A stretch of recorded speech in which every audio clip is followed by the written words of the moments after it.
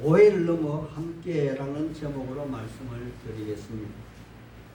여기 바울은 정말 우여곡절 끝에 사실상 그의 마지막 선교지인 로마에 도착하게 됩니다. 그는 이곳까지 오면서 숱한 어려움을 겪었습니다.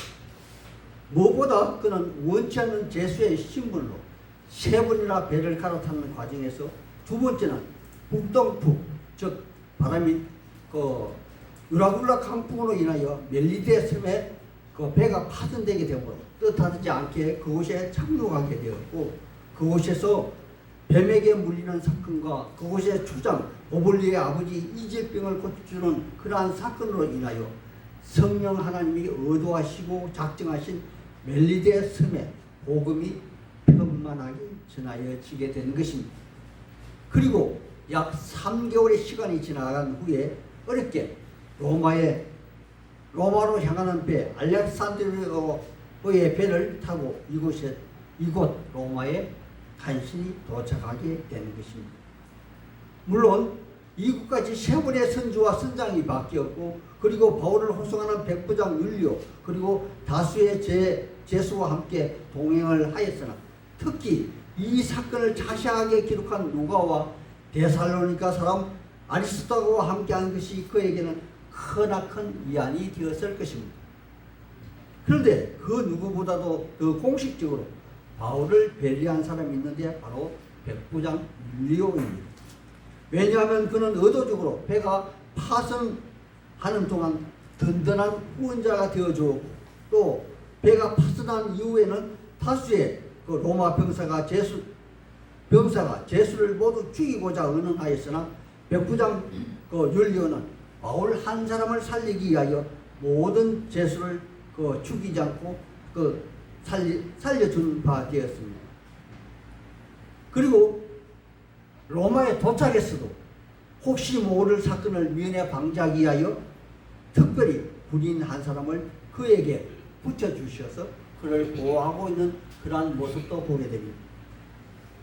이런 호의로 평안을 되찾은 바울은 몸과 마음을 다잡아 정신을 차리고 그곳에 있는 유대인 해당의 높은 사람을 초청하게 된 것입니다. 그런데 여기 성경에는 언급이 없지만 AD 57년경에 바울은 고린도에서 우리가 잘 알고 있는 로마서 서신을 기록하여 전달했기 때문에 예수에 대한 정통성과 이신칭의 교리, 즉 오직 의인은 예수를 믿는 믿음으로만 살리라 하는 로마서 1장 17절의 말씀을 먼저 그들에게 편지를 해드렸습니다. 하지만 그의 간곡하고도 피를 토하는 이러한 편지는 제대로 전달되지 못하였고, 또 올바르게 전달되지 못한 것입니다. 그래서 그는 이곳에 도착하자마자 최우선 과제로 자기 소개와 더불어 변명이 아닌 자기의 행적을 변증하는 일을 먼저 시작하게 된 것입니다. 17절에서 19절에 여러분 형제들아, 내가 이스라엘 백성이나 우리 조상의 관습을 배척한 일이 없는데 예루살렘에서 로마인의 손에 제수로 띄어준 바 되었으니 로마인들이 신문하여 죽일 제목이 없으므로 나를 석방하려 하였으나 그들 유대인들이 반대하므로 나는 마지못해 로마인의 신분을 이용해서 가이사께 항소함으로 여기까지 왔노라, 이렇게 변명합니다. 그리고 다시 덧붙여서 변명을 하는 말이 있죠. 나는 내 민족을 고발하려 함이 아니요 오직 우리 민족의 소망을 위하여 내가 쇠사슬에 매인 바 되었노라, 이렇게 말합니다. 하나님의 사람들이요, 여기 바울 사도가 말한 바 이스라엘 민족의 소망이 무엇입니까? 아마 이 소망에 관하여 그들은 무지의 소치와 잘못된 편견을 가지고 있었던 것 같습니다. 여기 바울 사도가 말하는 소망은 민족의 영웅 모세를 통한 예표적 모형으로 애굽의 종살이 노예의 삶에서 자유인이 되는 것이며, 한 발 더 나아가 선지자 이사야가 그의 이사야서 53장에서 고난받는 메시아상을 그린 말씀, 즉 그가 찔림은 우리의 허물 때문이요 그가 상함은 우리의 죄악 때문이라. 그가 징계를 받음으로 우리가 평안을 누리고 그가 채찍에 맞음으로 우리가 나음을 받았도다. 우리는 다 양 같아서 그렇 행하여 각기 제 길로 갔거늘 여호와께서는 우리 모두의 죄악을 그에게 담당시켜 저주의 십자가의 죽음을 죽이셨도다. 이렇게 예언하신 말씀으로써 이제는 영적인 죄악에서 벗어나 최초의 아담이 누리던 영원한 죽음이 없는 메시아를 선포한 것이며, 이제는 이 말씀이 육신이 되어 예수님이 우리에게 오셔서 마침내 고난받으시고 죽음에서 부활하시어 우리의 부활, 즉 스가랴 선지자가 예언하신 모든 정사와 권세를 가지셨기에 다시는 죽음이 우리를 추적하지 못하고 다시는 눈물과 슬픔이 없는 천국의 하나님의 백성이 되는, 즉 천국 복음이 곧 하나님이 아브라함과 맺은 언약의 말씀인 것이며, 이 약속이 곧 민족의 소망이 아니던가요. 하지만 일부 대다수의 유대인들은 차츰에 로마인의 속박에서 벗어나게 하는 다윗과 같은 메시아를 꿈꾸며 영적인 자유인이 아니라 육적인 분리에서 벗어나게 하는 지도자 왕을 바라는 그런 무리들과의 견해 차이가 있었다는 것입니다. 하지만 에레미야 선지자는 그의 책 22장 마지막 절인 30절에 남유다의 멸망을 이야기하면서 다시는 다윗 위에 앉아 이 땅에서 유다를 다스릴 사람이 없을 것이라 전명했던 그러한 사실, 그들 모두는 모를 리 없는 그러한 익히 잘나가는 사실이었음에도 불구하고 애써 그들은 그의 글을 애민하고 있는 그러한 상황입니다. 때문에 이 둘 사이에 머뭇거리는 그들에게 22절에 우리는 너의 사상이 어떠한 것을 돕고자 하니 우리는 이파에 대하여는 어디서든지 반대를 받는 줄 알미라, 이렇게 변명하며 마지못해 바울의 초청에 응한 것입니다. 하나님의 사람들이요, 이제 바울에게는 선교의 문이 활짝 열렸습니다. 그래서 그는 아침부터 밤중까지 그들을 모아놓고 정말 열심히 그리고 최선을 다하여 열정적으로 예수가 그리스도이심을 전하게 된 것입니다. 하지만 결과는 어떠했을까요?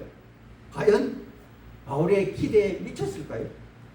바울은 이러한 상황을 에둘러 이사야 선지자가 소명을 받고 주여 나를 보내소서 내가 가서 전하겠나이다 하자 하나님께서 이사야 선지자에게 하신 하나님의 말씀을 빌어서 이렇게 표현하고 있습니다. 우리 같이 26절, 27절 말씀을 같이 한 목소리로 읽어보겠습니다. 찾았으면 26절, 27절 읽겠습니다. 시작. 이르시되 이 백성에게 가서 말하기를 너희는 듣기는 들어도 도무지 깨닫지 못하며 보기는 보아도 도무지 알지 못하는도다. 이 백성들의 마음이 우둔하여져서 그 귀로는 둔하게 듣고 그 눈은 감았으니 이는 눈으로 보고 귀로 듣고 마음으로 깨달아 돌아오면 내가 고쳐줄까 하노라 하였으니 그런. 자, 그 뒤에 또 읽어드리겠습니다. 그런즉 로마에 있는 유대인들이여 하나님이 이 구원의 이방인들에게 보내어진 줄을 알라. 그들은 이 진리의 말씀을 들으리라 하더라. 아멘.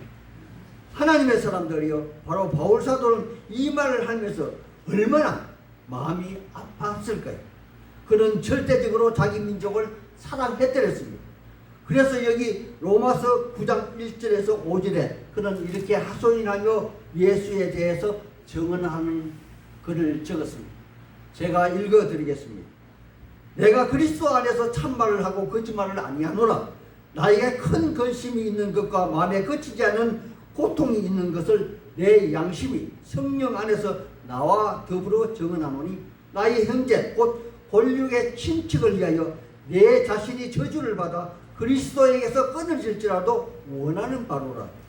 그들은 이스라엘 사람이라 그들에게는 양자됨과 영광과 언약들과 율법을 세우신 것과 예배와 약속이 있고 조상들도 그들의 것이요 육신으로 하면 그리스도가 그들에게 나셨으니 그는 만물 위에 계셔서 세세의 찬양을 받으실 하나님이시니라. 아멘. 그래서 바울 사도는 바울 사도 그는 이스라엘 자기 동족을 위하여 어떠한 선택을 하게 된 것일까요? 바로 그는 이방인의 사도가 되어서 이스라엘 백성들을 시인하게 하여 그들이 하나님 품으로 돌아오게 하는 그러한 직분을 받았고, 또 그는 누구보다도 더 자기 민족을 사랑했기에 이방인을 구하는 일에 그 누구보다도 더 열정을 더하고 또 열정을 더한 것이 아니겠습니까? 이 말씀이 바로 로마서 11장 13절에 이렇게 기록하고 있습니다. 내가 이방인의 사도인 만큼 내 직분을 영광스럽게 여기노라. 이는 혹 내 권력을 아무쪼록 시인하게 하여 그들 중에서 얼마를 구원하려 함이라. 이렇게 기록하고 있다는 것입니다. 하나님의 사람들이요, 바울 사도의 이런 외침과 울림은 그가 살다가 간지 2000년이란 그러한 세월이 흘려서 아직도 계속되고 있습니다. 그리고 여기 한국 땅 대한민국에도 널리 퍼진 것이며, 여기 지하실 교회까지 그 따스한 햇살이 비추게 된 것이 아니던가요? 그는 담대히 하나님 나라의 비밀을 말하고 있습니다. 하지만 그가 예언한 이방인의 충분한 숫자가 오늘날까지 아직도 다 차지 않았기에 그러한 까닭에 여전히 유대인들은 예수 그리스도를 하나님이라 받아들이고 않다는 것입니다. 하지만 한국의 모 선교단체에서 주장하는 바 복음은 지구의 반대편으로서 서진하여 여기 한국 땅에서 역으로 이스라엘 나라의 선교사가 파견되어 예수가 그리스도 메시아이심을 증언하고 전파하고 있다는 사실이며, 지금은 소수의 유대인들이 유대계에서 예수교로 전환하고 있다는 그러한 말이 전해져 내려오고 있습니다. 그래서 그들은 말합니다. 이제 총문의 시간과 우리 주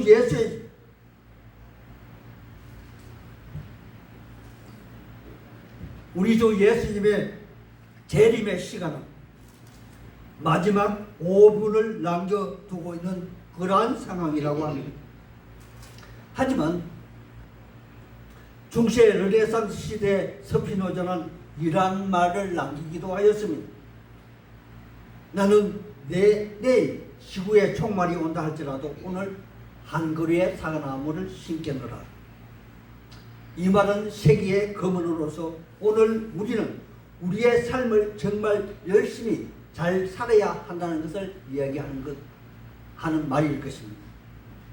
하나님의 사람들이요, 그리고 흔히들 사도행전은 예수의 영인 성령 행전으로서 여기 성령에 매여 마지막 로마 감옥에서 열정을 불태우는 사도 바울의 행적을 우리는 살펴보고 있습니다. 그러하다면 또 다른 세대에 또 다른 곳에서 하나님의 소명을 받고 성령에 매임받은 우리의 삶은 과연 어떠해야 한다는 것일까요? 우리 역시 바울 사도의 삶의 패턴과 똑같을 것이며, 따라서 우리가 삶으로 열정으로 복음을 전한다 할지라도 눈에 보이는 열매보다 핍박과 반대에 부딪혀 바울처럼 자질하고 낙심되는 그러한 일들이 많을 것입니다. 하지만 우리 모두의 그리스도의 인의 삶 또한 여기 본문의 바울처럼 그가 주인공이 아니듯이 성령 하나님이 주인공이 되어 인도하는 것이나, 여전히 우리는 반대파의 무지와 오해 속에 우리 복음의 사역을 방해받거나 또한 그들은 믿으려 들지 아니할 것입니다. 하지만 그럼에도 불구하고 우리의 자신을 과연 어떠해야만 한다는 것일까요?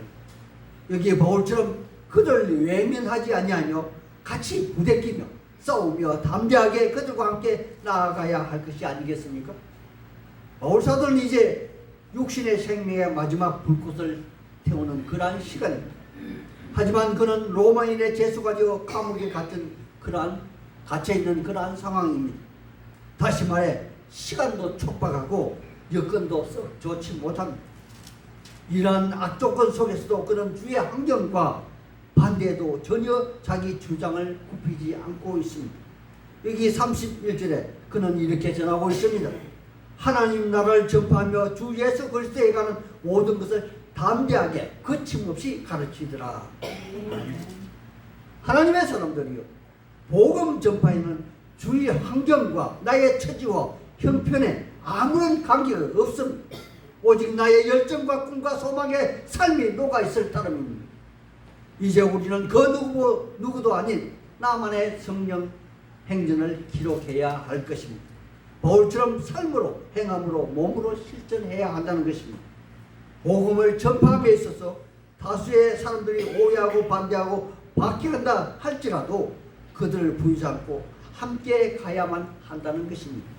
왜냐하면 이 길 외에는 구원이 없기 때문입니다. 그저께 제가 어느 유튜브 채널을 돌리다가 소천하신 법정 스님의 가르침을 보았습니다.